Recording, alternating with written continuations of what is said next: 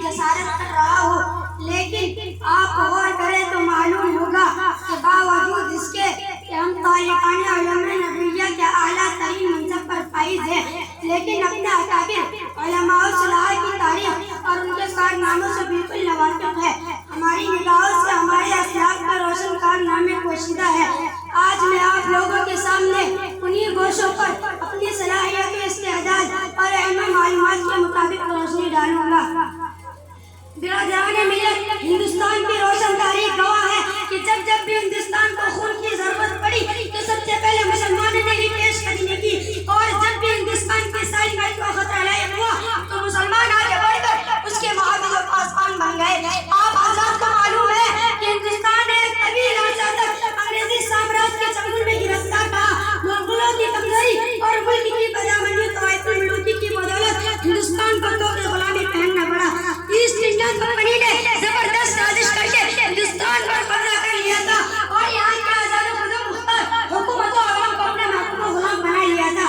میں اس طویل تاریخ کے چکر میں نہیں پڑوں گا، اگر آپ کو زیادہ شوق ہے تو خود ہی تاریخ کا مطالعہ کر لیجیے۔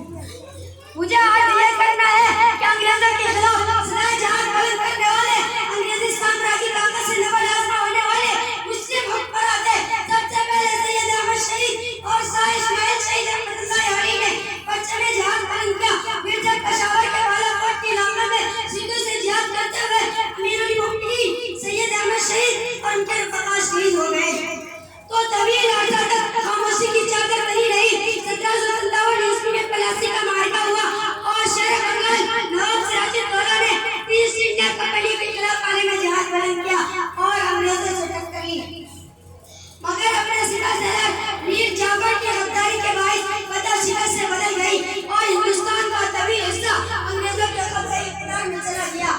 پھر جنوبی ہندوستان میں ٹیپو سلطان کی گرج سنائی دی۔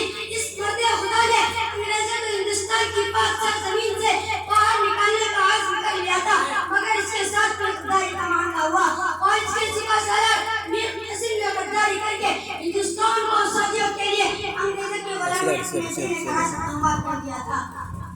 ٹیپو سلطان مادرہ وطن کی حفاظت کرتے ہوئے میدان جنگ میں شہید ہو گیا۔ اس کی شہادت پر انگریز عباس کی جنرل نے بڑے فخر سے کہا تھا کہ اب ہندوستان ہمارا ہے۔ برادران اسلام، ٹیپو سلطان کی شہادت نے ہندوستان کے